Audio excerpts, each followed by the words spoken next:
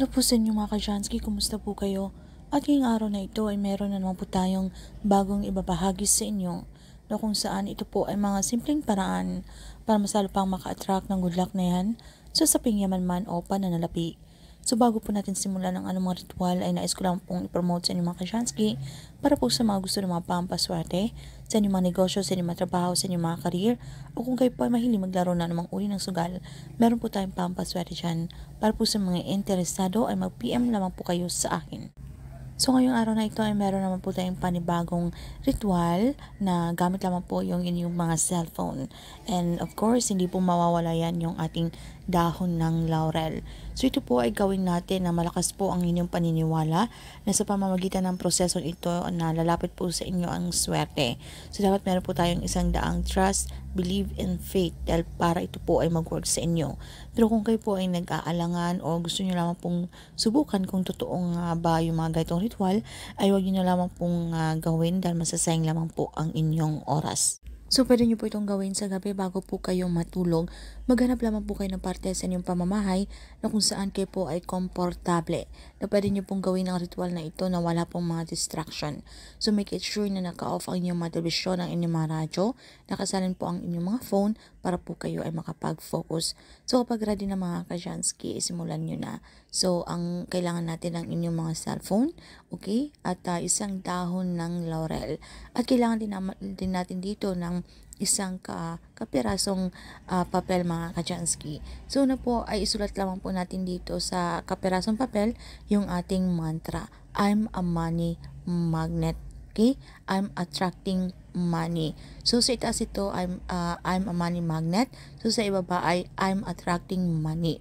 Okay? At dito naman sa ating dahon ng laurel ay isulat nyo lamang po mga ka-Jansky yung ating secret code o tinatawag itong angel number or spiritual number na kung saan ang ibig sabihin ito mga ka-Jansky ay agarang swerte sa usaping pananalapi.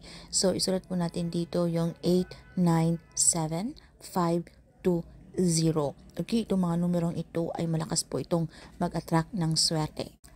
At sa ibaba nito mga ka-Jansky ay isulat nyo lamang po kung saan pong bansa kayo nakatira. Halimbawa po sa Pilipinas, so isulat nyo po yung peso sign. So kung sa ibang bansa naman or kung kayo po ay nasa US, so dollar sign po, alright? So pagkatapos mga ka-Jansky ay inyo lamang pong ipatong itong dahon ng laurel sa ating kapirasong papel. Hawakan nyo lamang po itong mga ka-Jansky at atin po itong ritualan para ma-activate po ang energy. So dasalan nyo lamang po ito ng isang ama namin at isang sumasampalataya ako kung kayo po ay Katoliko. Pero kung iba naman po ang inyong relihiyon at hindi nyo po kabisado ang ritual na ito, kung kayo po ay Katoliko, pwede nyo pong samitin ang inyong mga personal na dasal, okay? Basta ang importante naman dito ay tayo po ay sincere, tayo po ay taos-puso na kapag tayo po ay nakikipag-communicate kay universe.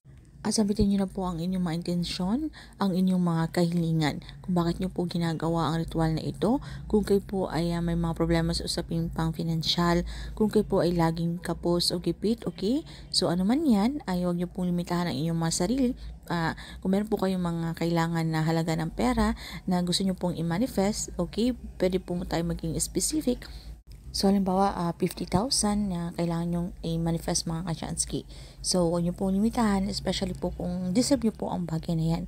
So, ibig sabihin ay hindi po kayo tamad, kayo po ay nagsusumikap sa buhay, kayo po ay hindi nanlalamang, kayo po ay matulungin sa inyong kapwa.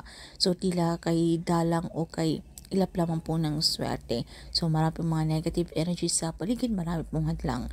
So, kailangan po nating i-manifest yan at kailangan palakasin po natin yung ating paniniwala at i-claim, i-affirm nyo na po sa inyong mga sarili ang mga swerteng darating na ito.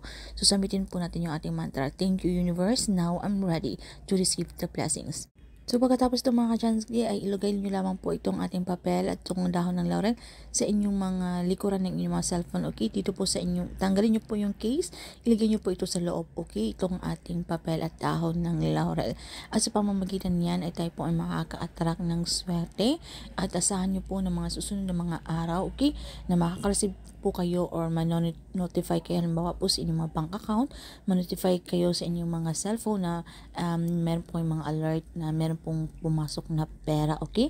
Why not mga ka-Chansky, wala pong imposible basta tayo po ay malakas po ang inyong paniniwala or tayo po ay makareceive ng mga calls, mga tawag na yan, okay? Na may swerteng darating. So, kailangan dito po ay pinapractice po natin yung ating law of attraction, na kung saan magagandang bagay lamang po yung ating mga iniisip na darating, okay? Para po tayo maka-attract ng swerte.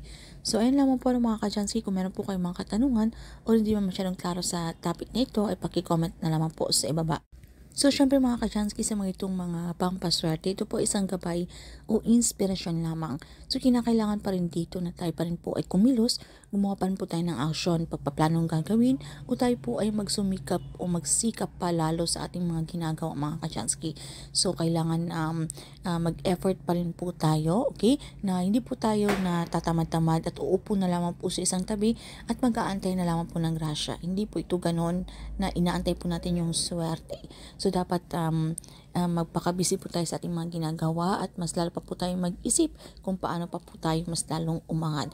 At kailangan panatag nyo lang po ang inyong mga sarili. Huwag po tayo maging atat na kung kailan ba darating yung swerte. Dapat huwag nyo pong, kung hindi man po dumating, ay huwag po kayo mawala ng pag-asa. Okay?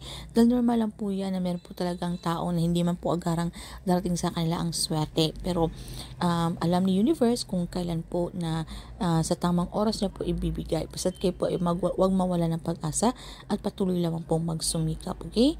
So ayun naman po ng mga ka-Chansky at maraming salamat.